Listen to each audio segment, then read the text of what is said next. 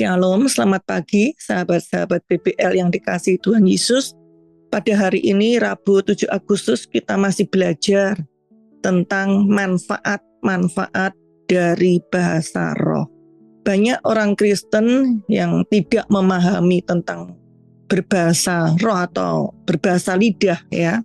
Mereka menjadi anti, apalagi melihat hal-hal yang membuat batu sandungan buat mereka.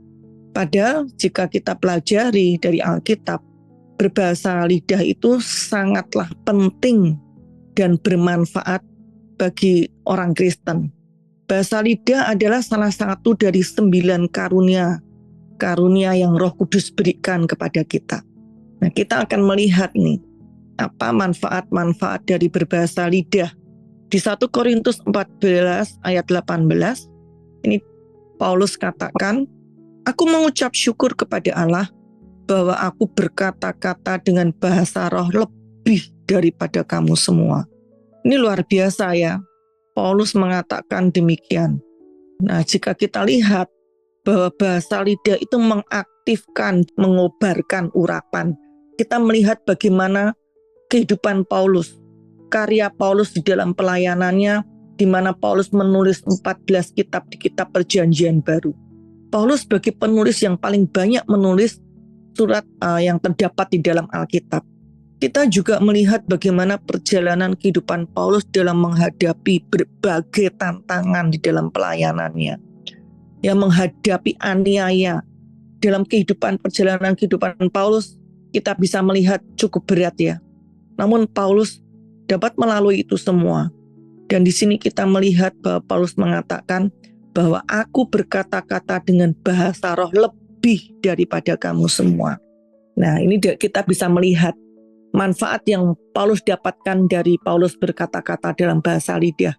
Kemudian kita bisa melihat juga di 1 Korintus 14 ayat 4. Dikatakan siapa yang berkata-kata dengan bahasa roh, ia membangun dirinya sendiri. Tetapi siapa yang bernubuat, ia membangun jemaat.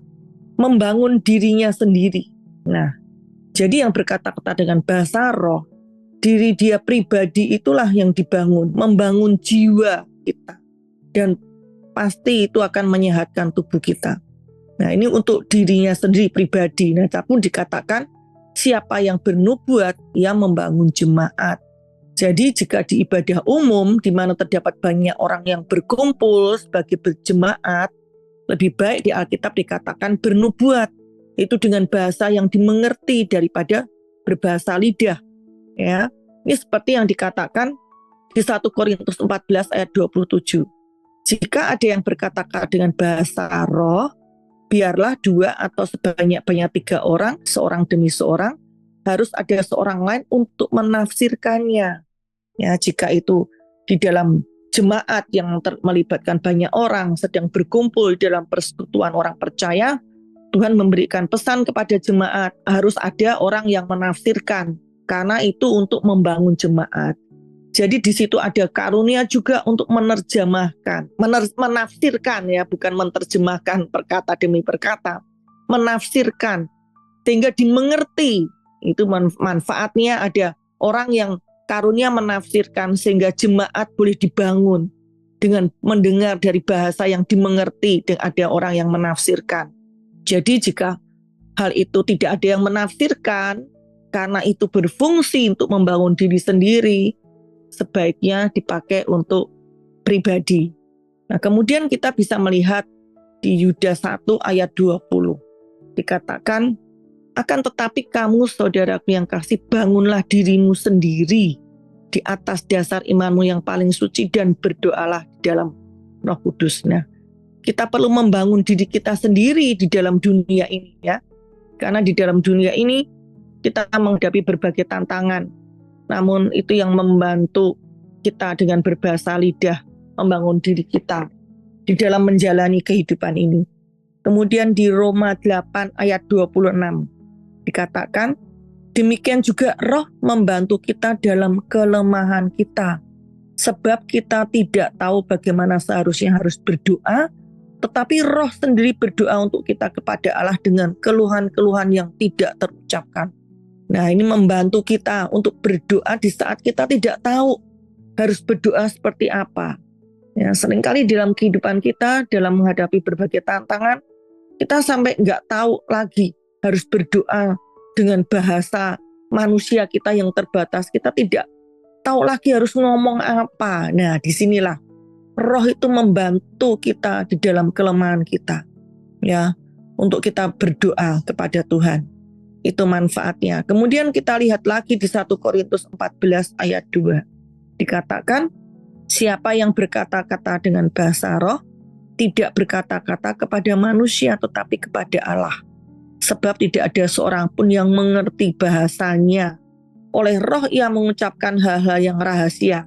Ini bahasa roh yang tadi berhubungan dengan membangun diri sendiri, ya, pribadi. Ini bahasa rahasia, bahasa pribadi, khusus bahasa dari setiap kita kepada Tuhan. Ini luar biasa, ya. Untuk kita memiliki, kalau dikatakan untuk pribadi, ini suatu, kita bisa melihat suatu hubungan intim kita dengan Tuhan, ya. Ada hal yang spesial yang kita bisa sampaikan dari roh kita kepada Tuhan yang satu orang pun tidak mengerti. Di mana setan pun tidak bisa mencuri dari apa yang kita katakan, apa yang kita doakan. Ya, sering kalau kita bisa melihat ketika pada doanya Daniel, ya, di mana dalam menghadapi tantangan. Kalau kita bisa lihat di kitab Daniel, kalau nggak salah ayat 10, ya, nanti bisa dilihat sendiri. Nah, di sini kita memiliki akses khusus kepada Tuhan di alam roh yang tidak bisa diganggu oleh siapapun. Kemudian di 1 Korintus 14 ayat 14, sebab jika aku berdoa dengan bahasa roh, maka rohkulah yang berdoa, tetapi akal budiku tidak turut berdoa. Ya, ini akal budi kita tidak ambil bagian di dalam berdoa itu, ya. Jadi di sini kita bisa melihat tidak mengganggu di dalam kita beraktivitas. Itu manfaatnya. Kita beraktivitas, kita tetap dapat berdoa dengan bahasa lidah. Ya, seperti mungkin halnya saat ini juga dari teman-teman sambil mempersiapkan anak sekolah, ya, atau melakukan aktivitas sedang drive. Nah, kita bisa terus tetap berbahasa roh. Dengan berbahasa lidah kita tidak mengganggu aktivitas kita yang lain, karena bukan dengan akal budi kita berdoa. Kemudian juga di Efesus 6 ayat 18 dikatakan, dalam segala doa dan permohonan berdoalah setiap waktu di dalam roh dan berjaga-jagalah di dalam doamu itu dengan permohonan yang tak putus-putusnya untuk segala orang kudus. Jika kita berdoa dengan akal budi kita, ya, dengan memuji Tuhan, dengan bahasa manusia kita, terkadang kita terbatas, ya. Hanya paling berapa menit, sudah kehabisan kata-kata. Kita mau berkata-kata dengan apa? Maksudnya kok saya katakan kehabisan kata-kata, jika kita berdoa dengan ini, ya, dengan sesuai Alkitab, ya, bukan dengan merengek atau dengan berdoa yang tidak tepat di dalam ikatan perjanjian baru, bukan. Tapi doa yang tepat dengan ikatan perjanjian baru, itu kita seringkali kehabisan kata-kata, terbatas, membutuhkan kerja otak untuk berpikir apa yang aku harus katakan lagi, ya, untuk berdoa.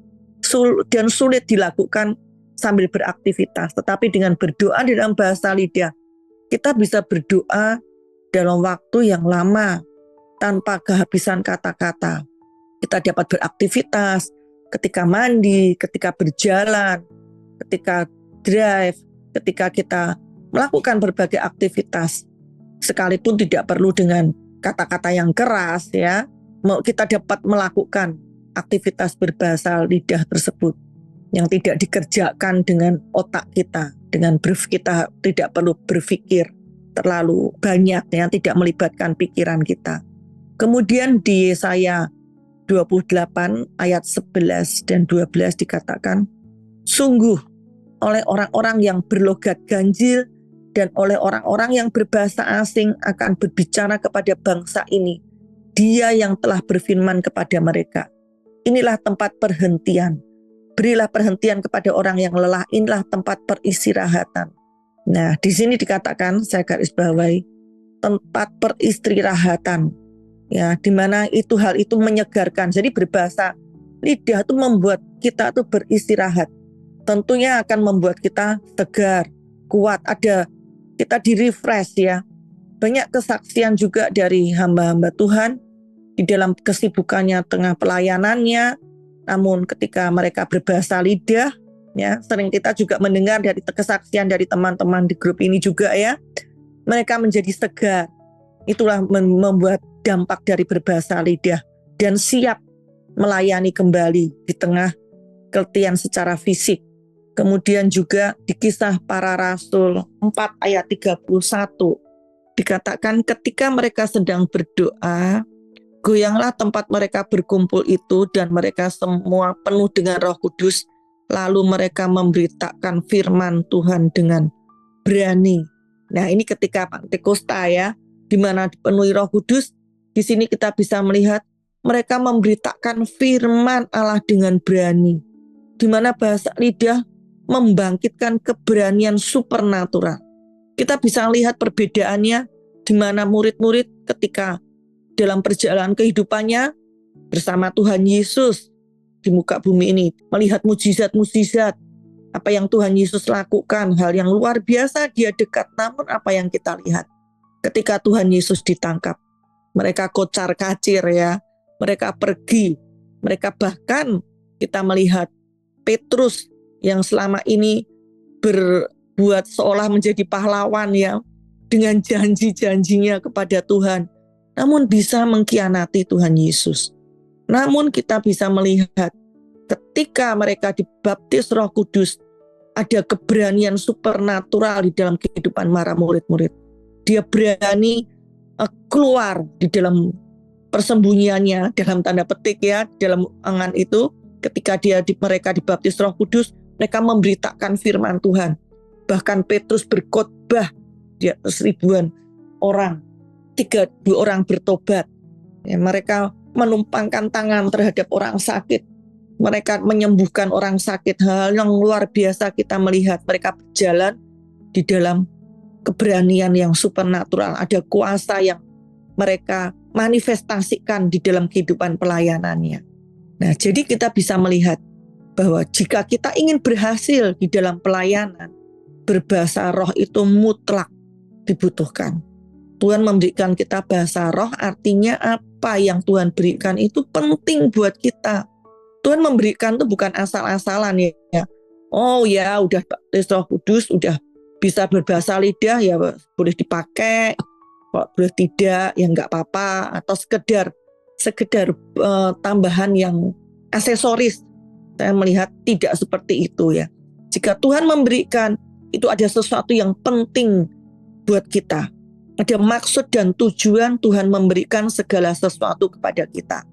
Jika kita menghadapi masalah tantangan di dalam kehidupan kita, berbahasa lidah membawa kita masuk di dalam alam roh. Hal-hal yang rohani itu Tuhan singkapkan dengan berbahasa lidah, dengan karunia-karunia tersebut. Ya, itulah manfaatnya di dalam berbahasa lidah.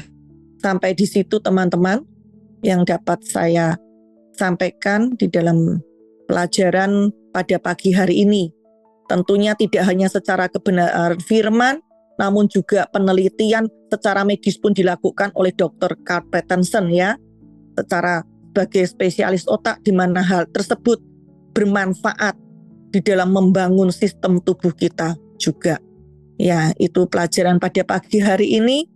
Sampai jumpa di pelajaran berikutnya. Tuhan Yesus memberkati.